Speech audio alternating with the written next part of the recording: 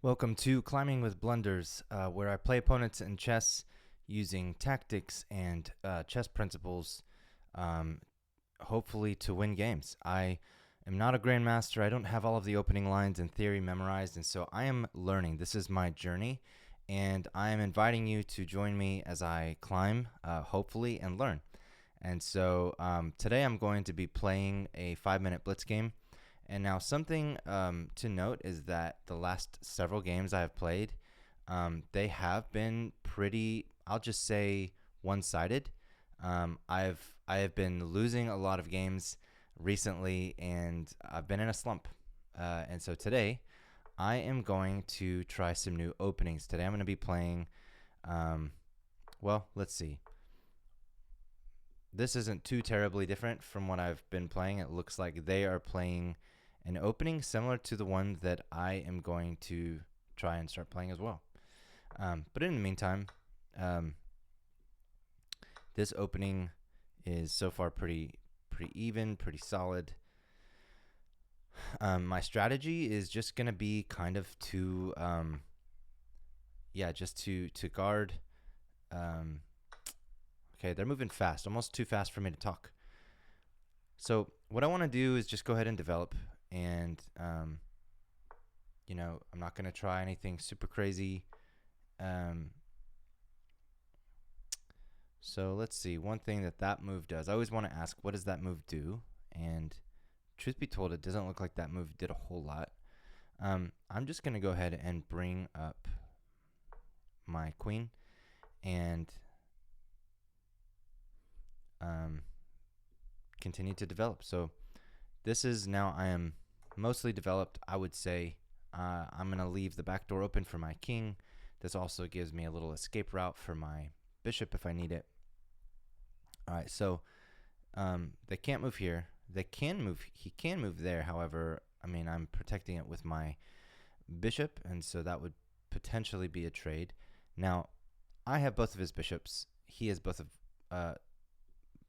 my knights, and so yeah, I do want to just consider some things here. One thing, I would say to consider is that since I'm noticing all of his pawns are on dark squares, and so that has kind of gridlocked my my dark squared bishop a little bit. And so, just again, something just to consider a little bit. All right, so this is I always have to ask, what does it do? I mean, he's not doing a whole lot, but he is going to try probably bringing his queen out. And so there's a couple of things I could do. One is I could push this pawn, and however, that would obviously he would just take the pawn. I could push and try to kick the knight out, but I don't think I want to do that. So I'm gonna go here, and this move would potentially be me offering to trade queens. Now, okay, what this does isn't a whole lot, I would say, again, but I am just going to consider this move. I'm actually going to go ahead and bring my bishop all the way back. And the reason I want to do that is simply because I just feel like if I would have just moved my bishop back one at a time, he's just going to keep making moves. All right, this is a trade of queens that I'm offering, and I win a pawn. And so while it's not much, it is a pawn, and a pawn can be significant. So he's offering to trade at this point because I am up a pawn. Actually, I'm just gonna bring it right back, and if he wants to trade, I will trade, and we do. So now some things to consider. I'm gonna move here. This is a check potentially. Now I can win a I can win a rook here. So this is a check. He will either have to take, in which case I win a rook. Let's just try it. Or, you know, he could just simply move. All right, so he goes for it. So now I'm up 3 points. And now is when I kind of want to just start going for pawns. All right, so he blunders another piece. Now I'm up 6 points. He resigns. All right, so that was good. I feel like just playing principled, just kind of being patient, watching for him to blunder. That's sort of what I did there. Nothing crazy. I mean, I played, 71% accuracy. My brilliant move, that was probably me giving him that check, and it was. And so either way, I was going to win a rook there. And so, yeah, that works. All right, as far as, go back to the review, as far as like blunders, I don't see any blunders. I did have 2 misses, so this was a miss. The engine here wanted me to, engine wanted me to take, so take. He would have taken, I would have taken, and so yeah, that would have probably been nice because now I'm also threatening checkmate once I dealt with his knight. But anyways, I was trying to not play super risky. I did see that, but I didn't want to play super risky because I just, like I said, I've been in a slump, and so I didn't want to lose. All right, so here's what I'm going to do. I'm going to go ahead and just play a second game. And so let's go ahead and do a new 5-minute. And perfect. All right, this game I'm playing white. Now, if you have watched any of my games, you know that I have been playing the Italian game. This is not the Italian game. This is a very different opening. It's very similar, I would say, to a London, but it's a little bit different. So actually, this is basically a London now at this point. So if he takes, he can't take because I'm protecting with my queen. So my goal here is just push this pawn, maybe give him a pin right here, and just kind of develop. All right, so notice there's 2 defenders right here. I could push. He would take, I would take, but then he would take, and then he would be attacking this pawn. He'd be attacking here. So I don't want to push all the way, but I do want to push this, so that way this lets my bishop out, which is what I want to do here. So I'm going to go ahead and give him this. If this, I'm just going to drop back. If not that, okay, so he does give me that. Now I could take, and then that doubles his pawns, which is good, but it also means I would lose my bishop, and I would rather keep my bishop. So I'm offering a trade here, and I like this trade because it just lets me get my queen out and takes his light squared bishop off the board, which, I like. Continuing to develop. Nothing super crazy here. All right, he is now also offering a trade. And I'm just going to castle. And if he takes, I will take with my, okay, and he does. So looking pretty even at this point, nothing super wild.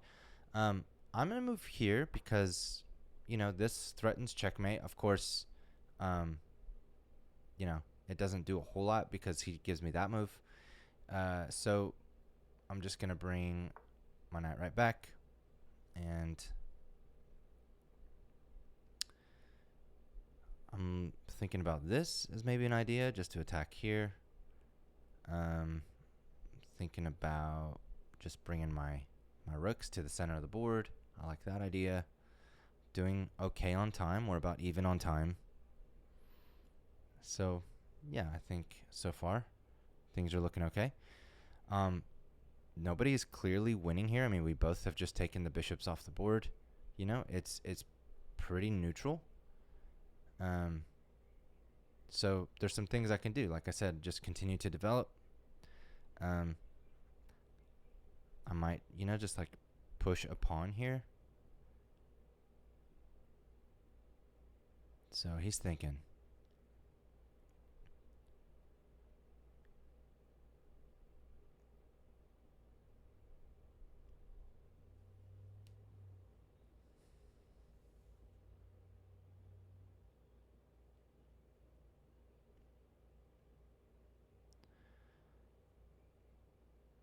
All right. I don't know. Okay, he's still there. He is still there. So that's a good move.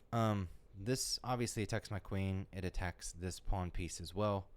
I'm just going to, I think, pull back here. And this also just gives me another defender for this pawn. So, yeah, I think I like that move. It also gives me, let's see. What does that do? So now he is also coming here. I think I'm just going to continue to develop, you know, nothing super crazy. I do think potentially he might go here, in which case I will do this. Yeah, so nothing to be concerned about. I might go ahead and push this pawn just to kick out, you know, his knight. He only has one square he can move. If he makes a move like this, then he will have trapped his own knight. So I'm just kind of scanning, looking for stuff like that. This move I think is still on the table for me because it's just really well protected now, and yeah, I just like that move. Okay, so like I said, he gave himself an exit square, so he's gonna now move here. And then I imagine he'll want to attack here, which, again, he has one. Okay. That's an interesting move. So instead of moving his knight, he just pushed a pawn. So if I take here, I want a knight. Now he's threatening this square, which, you know, I could just simply move here. And I don't see any threats unless I'm just totally missing something. I think it was just a blunder. So I'm going to keep going with, you know, my plan, which is just go here. And now I feel like I need to make something happen. I just don't have a lot of, you know, like there's not a lot of play here.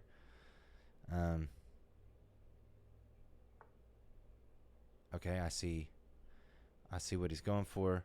So he is going for my queen. If I move my queen, he's going to try and take my my bishop. My knight. I think I'm going to move here because moving here still puts,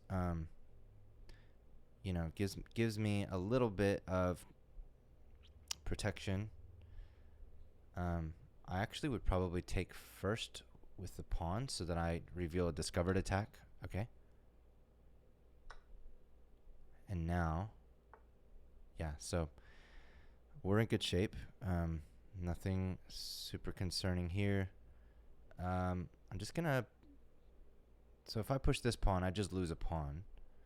I'm gonna do like a pawn push over here. And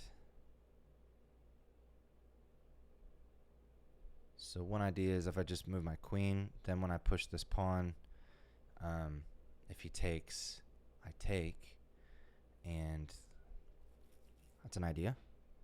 He's got a minute, so he's gonna be at risk for flagging here in a second. Okay, he moves his king. Interesting. So I'm just gonna keep doing kind of what I was planning to do, and I don't see that he has really any kind of play right here. I mean, it's just not a lot. So I'm gonna move here. If this, you know, I have that move, and actually I could just go right back to where I was. So no risk there. Now actually I have this, and this threatens checkmate, or check anyways.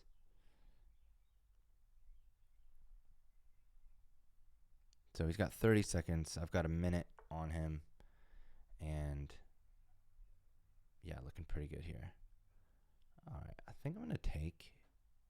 Do I want to take? Let's go ahead and take.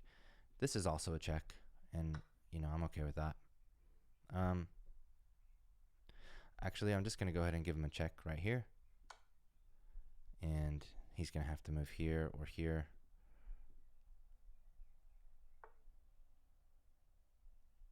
So let's see. Do I have any other checks or any other little tricks?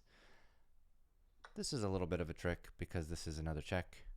Now that I've got my pawn, I'm up 3 points. He's got 13 seconds. This game is, is not looking good for him. So I don't need to do anything stupid here or risky. I'm just going to keep it simple.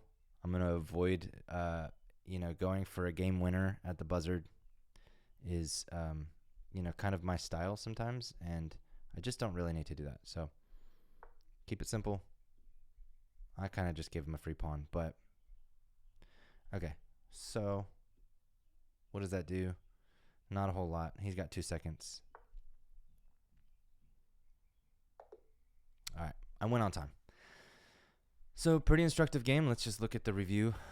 Maybe the secret sauce for me is just stop playing the Italian game, at least for now. 84% accuracy, no blunders. Hey, that's good. I feel like that was good. Nothing to write home about. My big miss was this. I should have pushed there instead of here, because that would have won at least like this pawn, right? So pretty instructive game. Winning 2 games. I feel like in the last couple of games I've been losing either one or both games every single episode, so for me to win 2 was great. Hey, thank you for watching and for following along as I learn. If you're a beginner or you're just still learning chess and maybe learning from some of the grandmasters is overwhelming for you and this is a little bit more relatable, then I hope you'll subscribe and follow along, and we'll just continue to see how high we can climb, one blunder at a time. Thanks for watching.